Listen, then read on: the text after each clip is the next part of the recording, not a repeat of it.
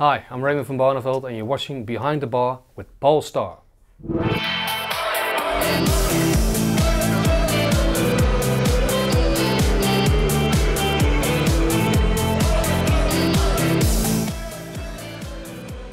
Welcome Behind the Bar with Paul Starr, brought to you by William Hill, the proud sponsor of the World Darts Championship. I'm happy to say we're joined by the Bristol Bomber, Steve Brown. How you doing, Steve? Yeah, good, Paul. Good to be back. Good to have you back. And on the interweb, no other than the new German number 2, Mr. Jyhan Artut. How you doing, Jyhan? Not really well when you say that. What, the German number 2? Hey, well, at the moment, so I can say nothing. Because... So Max is overtaking you. Your World Cup buddy is taken over. Hey, what's going on here? Yeah, I had a really bad start this season, and I was not very confident in the beginning. But the World Cup of darts give me some confidence back, and I played not well the last 2 weeks. So representing your country, and of course in Germany, that must have been fantastic. Yeah, it's brilliant, but the next week in Riesa, I told some fans that it's more pressure when you're playing in front of your home crowd and so many people on telly, and sometimes it's better when they boo me. So in my game against the Welsh guy, Clayton, there was one table. That was these guys I told before. It's sometimes better when they boo me, and they always were booing me when I was on the double. So that was. So you didn't mean it quite like that. So, but obviously it is great having, of course, lots of European tours in Germany as well. Darts in Germany, are you noticing a difference? Is it sort of becoming bigger and bigger? Yeah, it's growing so much. The last 3 years were amazing. I think when we get a German player under the top 16, it will be very great for Germany. Yeah. I don't know, German people like darts. They like to watching it, and yeah. Telly is all right with it. Yeah, very, very much so. And of course, obviously, we mentioned Max, your partner there. That obviously good. Cause it's nice to have a good-looking German player, isn't it? Sort of on the tour. Yeah, you got one. I'm a little bit old, but Max will do it, I think. Yeah, no, it's great, and I've got to say well done for that. So your game, you feel like you're improving, and say obviously you not made the world match play. That's coming up. Do you watch the tournaments, the big tournaments, even though if you're not taking part? Yeah, when I have time, I watch it all the time. I'm interested how the other players doing on tour, on telly, and yeah, they're going up and down all the time. It's a thing of practice. Yeah. Everything is practice, and you can see when it doesn't matter what player it is, when he has 2 weeks time for the next tournament, the average is going down a bit. So who's working a lot, you can see that on telly too. Jyhan, obviously we know each other quite well. You spent a lot of time at my family's house and stuff. I know going back a few years ago, you didn't practice a lot, did you? Are you practicing more now? Is that why your form's coming back? Yeah, I need to, and that was the last year when I didn't practice so much. But now I can travel for all the tournaments. The last years I didn't know if I can book the flight, if I can pay the entry money and all the stuff. Now with my sponsors, I'm very happy, and what I have to do now is only to bring my ass to the board and practice, and then I think I can do a lot of damage. Yeah. It's obviously that's obviously helpful having the sponsors. I see Master Darts. You're still sponsored by Master Darts, yeah? Yes, right now we are still together. I got some new ones, and we will see what happens next year. Yeah. Great, yeah, excellent. So the target is to obviously the Pro Tour, to make sure you're part of the World Championship at the end of the year. Yeah, the first target is the European Championship. Yeah. At the moment, I'm still in because I played good tournaments in the last half a year, last year, and then I have a lot to do for the Worlds, I think, because I started not good this year. No. So Wigan, you're at Wigan at the weekend, of course? Yeah, I'm going over on Friday. Yeah, going Friday. And is Thomas, Thomas will be there, your buddy? Yeah, Thomas is coming, Max is coming over. Excellent. We are there. Great stuff. Okay, Jan. Well, obviously you're a very busy man, and we don't want to keep you away from the practice board too long, because obviously your practice regime is very, very important. We just say thank you very much for joining us on Behind the Bar. Thank you very much. I'll see you the weekend. See you on the weekend. Well, great to catch up there with Jyhan Artut. He's a good friend of yours, Steve, isn't he? Yeah, I've known Jan 4 or 5 years. Whenever he's in the UK, he often comes to stay with us, yeah. He's good laugh. He is great fun. Of course, does the tricks and things. Don't give him a £20 note on the tricks, you won't get it back.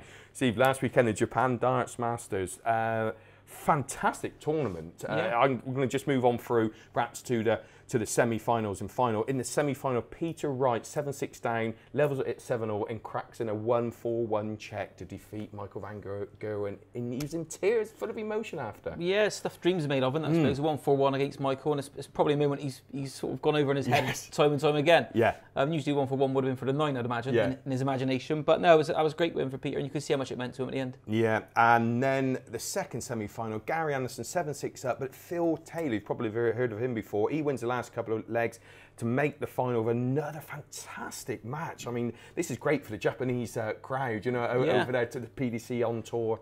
Yeah, definitely. I think the game's obviously growing in Japan. I was really impressed with some of the Japanese players, actually. Yeah. It seemed to hold their nerve really well. Yeah, they did. Years gone by, they wouldn't have been so good. No, and then in the final, you couldn't write it yet. 7-2, Peter Wright is down, he's out, and he checks 108, 121, and a 129, treble 19, double 16, double top. Gets it back to 7-all, but it's the man, Phil Taylor. A couple of weeks before the World Match Play, and he's won the Japan Darts Masters. Never write off Phil Taylor. No, experience prevails. But again, Peter Wright, another fantastic tournament for Peter. He's really come of age, and I noticed he was using a different setup again this week.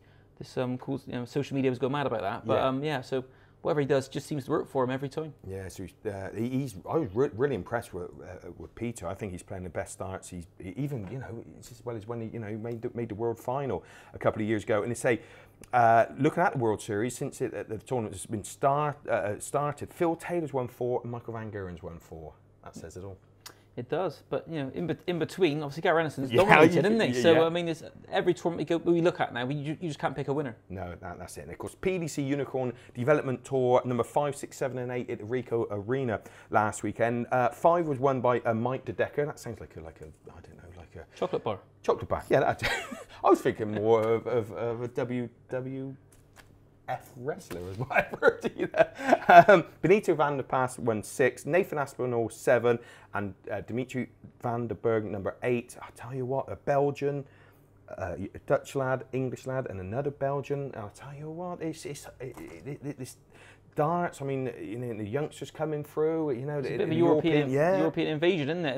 And obviously they're getting it right at youth level in those countries, and hopefully we'll catch them up. Yeah, very much so. And another, quickly mention that Benito van der Pas also made 2 of the finals as well, so he's playing fantastically well.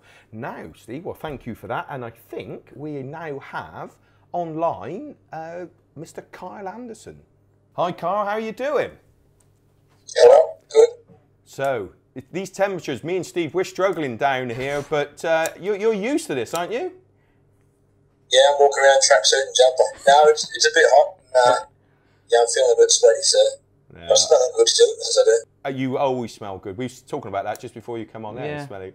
So, big weekend, obviously, for you guys in Wigan. The Pro Tour makes all the difference for the qualification for the following week for the World Match Play, Kyle. Pressure's on, but you can handle it, I think. I'm feeling comfortable. I'm throwing well at the moment, and just got to do what I've got to do and hit them doubles. You can't really rely on what other people do in these tournaments because it's a rubber to green. If they play well, they can get through. If you play well, you can get through.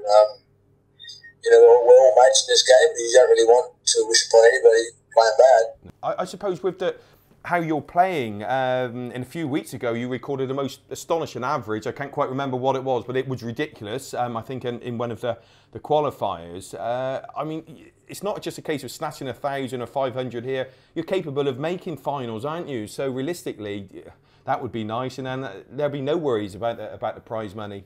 There'd be no worries about the prize money. Well, that's right. Like I said, I just got to concentrate on my game, and hopefully it comes off. Now, when it does come together, like it did in that game against Terry, I was on fire, and just the doubles went in, and the triples went in, and it's what you hope happens, and when it does happen. Yeah. So, Carl, when you first come on the scene about 2 years ago-ish, you made your name at the World Championships with the 9-darter and stuff.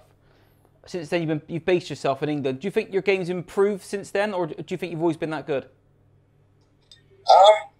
Deep down, I think I've always had the game to do it. It's just a matter of just getting the consistency, Steve.